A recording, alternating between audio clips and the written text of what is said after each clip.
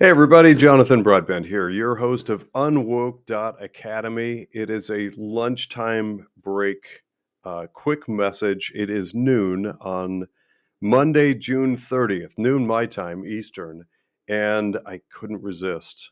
I had to hop on with a quick message and share an important, please share this with everybody you know. This is an important message that needs to get out. And the message is, cut it out.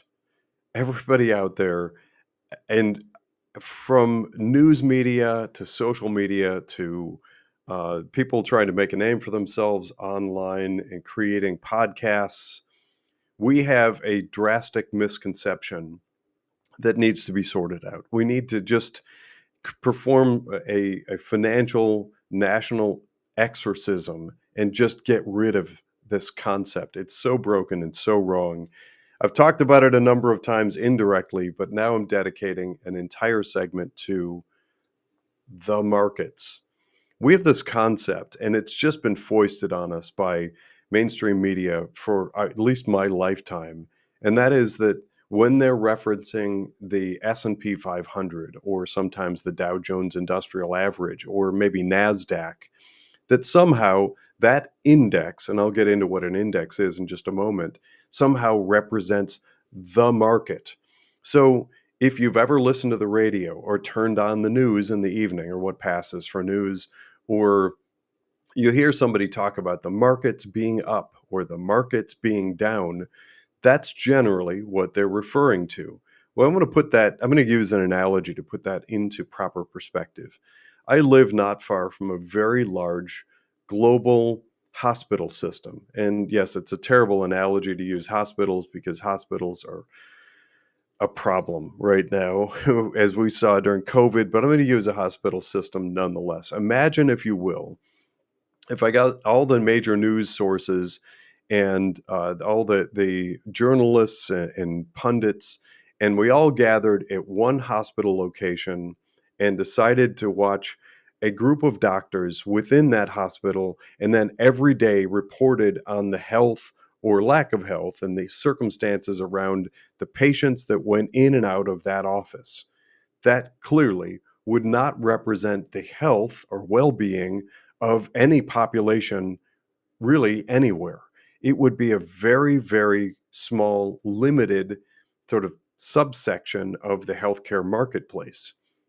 You'd have a small number of doctors with just their patients in one office.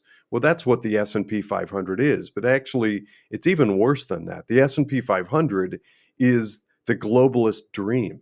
The S&P 500 right now, and that is, again, bear with me, I'm going to get to what an index is. I'll try and put it in understandable lay terms, but it is right now And certainly, it's actually it's starting to properly spread out and diversify in our now fifth month with Donald Trump in office.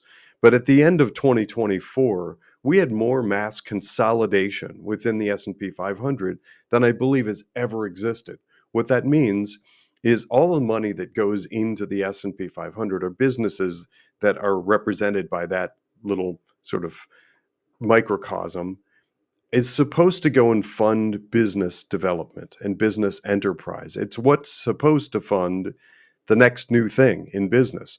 And a big part of the reason that we have stock markets is so that those of us with investing dollars, like IRA money and saved up 401k and savings, wherever it is, if you're investing, is supposed to be so that we can invest in the continuing growth of our economy as a whole.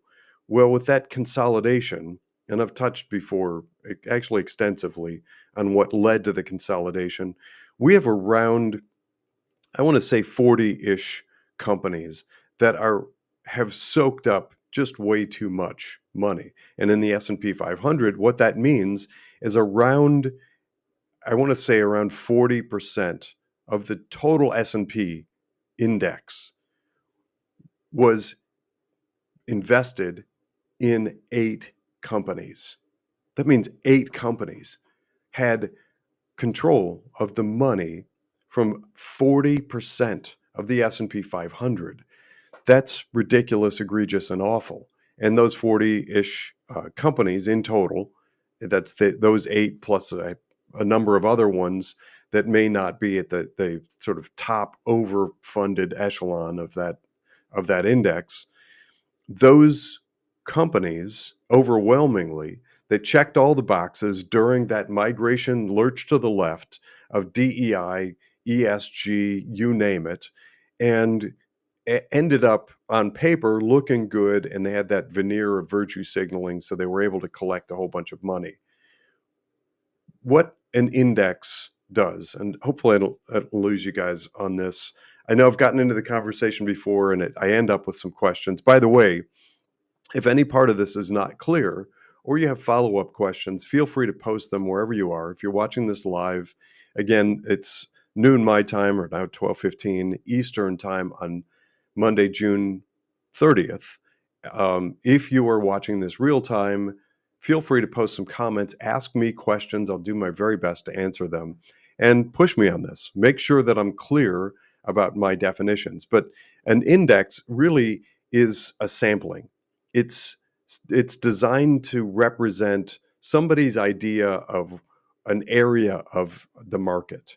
So if you have, let's say, big companies, large cap is what they're called, you could create an index that tracks only large cap companies, or you could create an index that tracks only companies that are based in Europe. And those all exist. There are actually literally thousands and thousands of different indexes out there. So, heck, even somebody trying to sort of shortcut and talk about what's good or what's bad could at least pick multiple different indexes and talk about the global, and there are lots of them that try to give an indication of what's happening in global markets. But this idea that Americans have fallen into, and it's completely a trap, and it's ridiculous, and it distorts the mind of trying to use S&P 500, or as I said, sometimes people will reference the NASDAQ or Dow Jones Industrial Average as somehow being the market, is ludicrous. And there are so many hundreds of thousands of companies out there. And to pick, actually, I know it's confusing. The S&P 500 isn't actually 500 companies. It's a different number, but it's figure. Actually, I haven't looked it up in the last couple of weeks, um, but like figure about 750 companies. If you've got tens of thousands of companies out there, some doing well, some not doing so well, some stock prices are up, some are down. But instead of talking about that as a whole and what's really happening in financial markets, and economy and business growth and business development and the funding of those businesses. This whole notion of focusing on those 750-ish companies, I'll look it up. I'll try and add it to the show notes after. I'll put it in the goodies. The total number of companies represented by the S&P 500, but it's on on its face ridiculous. It's way too limited, a little cross section. But then you add to it the fact that we have an S&P 500 that's been overrun and over populated by a small number of globalist companies, and it gets even worse. So it's distorted beyond belief, this notion of S&P 500. It is not a worthwhile substitute for, and it's not a viable shortcut for informing the public of what's actually happening in financial markets. We need to have something better. There are indexes out there that I think would do a much better job of giving a clear indication, even if all we wanted to do is focus on US markets. I don't suggest that's a good idea because we need to have some comparisons, compare and contrast. How is the US doing relative to other nations? We also need to know what's happening geopolitically on our continent, the US, Mexico, and Canada, and places connected to it like South America. All of that makes sense. So the almost disappearance of discussion of capital markets and substituting that years and years ago for, and I can actually hear it now in my mind on things like NPR, public radio, whatever, where they bring on the somber music at the end of the day. It's always sort of bluesy, somber music, and you should feel sad because they say the markets are down, or they get this exciting, upbeat, peppy music and say the markets are up today. It's nonsense. It doesn't actually mean anything tangible, good, except here is a caveat to that that's important for people to recognize, and somewhere where I'm suggesting immediate action. I believe right now, based on what we're seeing, and part of it is that huge run up in the hyper funding of a small number of companies that now represent the S&P 500, just picking on them for a moment, on that index, it's not the place to be. If you are in something, if you are invested in something that is hugging that index, I suggest that for the foreseeable future, it doesn't make sense to be there. That includes those equity indexed annuities that are based upon the S&P 500, index funds and things like them. Yes, there was a long period of time where people felt that they could save some money by going out of the managed mutual fund, and that's a separate conversation, the management fees that are associated with those mutual funds, and instead just simply allow some sort of computer algorithm to sort of try to imitate whatever is in the S&P 500. Those days, I believe, are numbered, and it's a very problematic place to be invested right now. So it's kind of the perfect storm of a bad environment with a manipulated and out of control runaway index with a lot of people who are benchmarked to that index. Their money is pegged to whatever does or doesn't happen in that index. All of that stuff, I suggest, is not good, especially if you're unwoke. If you are one of those people who wants to be taking advantage of free market economy, feeding the freedom economy, the new capital markets, who, if you're one of those people who's paying attention to Donald Trump's America First investment policy, which he released on February 21st, putting all your money in, or huge amounts of your money into the things that are already hyperinflated and preposterously high, I argue, makes no sense at all. I believe that those indexes have nowhere to go but down because they have to correct I believe, at some point, and I think it's going to be soon. I do get the question a lot. I'm not seeing it at this moment, but I'm asked a lot if I'm predicting that the S&P 500, the market, as our media likes to call it, is going to come down. My prediction about when is probably going to be close to the midterm elections next year. If the bad guys um, have any say in timing, I think that what the attempt will be to hang it on Trump, to make the markets again, I'm air quoting that. If you're listening and not watching, I'm air quoting the markets because it's hogwash. That the idea that some small little microcosm of the investing world somehow represents the markets, even in the US. And again, you know what? I'm going to look it up, making myself a note here. I'm going to look up the total number of publicly traded US based firms. And I'll just ballpark at this. No, you know what? I'm not going to, as I might be off.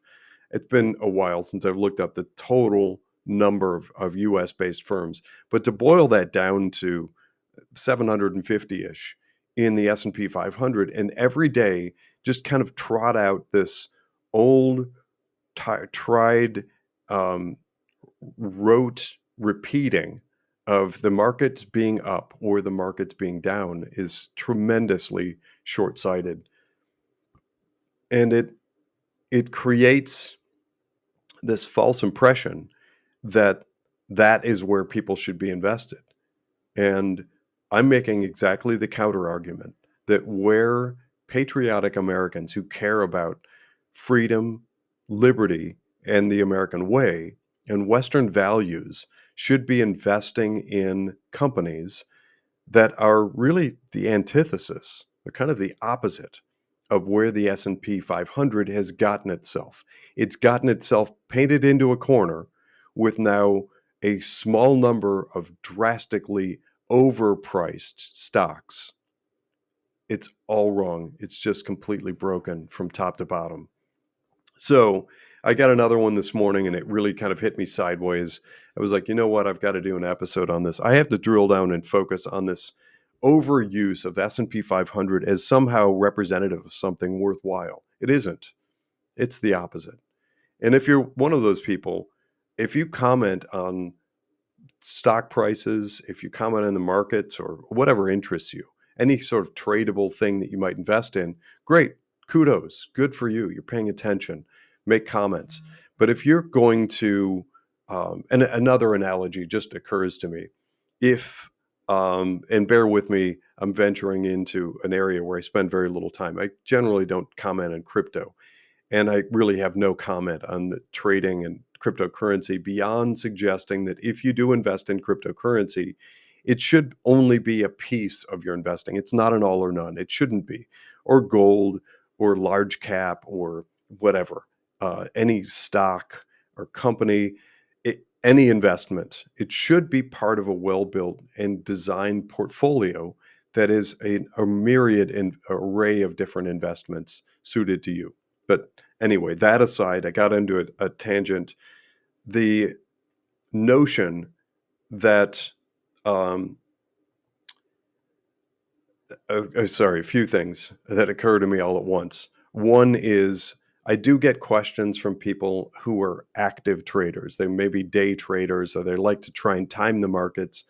I don't suggest that. I also am not a fan of trying to time the markets. Everything that I talk about is designed to give people non-woke investment alternatives, companies that didn't go woke and managers that didn't go woke that hopefully you find success with that you can buy and hold for a long period of time. But again, like getting back to the point that I want to make, using cryptocurrency as an analogy, it's not my best analogy, but it's one that occurs to me. I think a lot of my audience may sort of um, quickly get your head around. Imagine, if you will, with all the different cryptocurrencies out there, and I don't actually know, because I don't track cryptocurrency, how many different cryptos there are. Let's say there are 1,000 of them. I don't actually know. 1,000 sounds like a good number. If there are 1,000 cryptocurrencies and every day I choose to look at 3 of them and report to you, my listening audience, thanks again for tuning in, on these 3, and just take the average of those 3 and every day tell you cryptocurrency is up or cryptocurrency is down based exclusively on 3 out of those 1,000 cryptocurrencies that are out there, I would be doing you a grave disservice. I'm somehow choosingly ignoring the 997 is choosingly a word. I'm choosing to ignore the 997 other cryptocurrencies. And for whatever reason, my own personal reasons, whatever, something, I would be dissecting only 3 out of the 1,000 and talking about them incessantly. That's where we are with this overuse of the S&P 500 is somehow representative of the markets. It's awful. So, that said, I spoke my piece. I don't see any comments coming in, but if you do watch this after the fact and a question occurs to you, feel free to email me at info@unwokeinvesting.com, info@unwokeinvesting.com, and I will do my very best to get answers. Who knows? There may be other people out there with the very same question. Don't forget to like, follow, comment, and encourage others to join this conversation. If you are following the Financial PMA on Wednesday at noon, mark your calendar, every Wednesday at noon, the intention is to come out with more conversation and talk about the great things that are happening inside the Financial PMA. In my book, that's much more the market than the S&P 500, but that's me. That's my perspective. Look forward to seeing you at noon Eastern time on Wednesday. In the meantime, have a great week. Bye, everyone.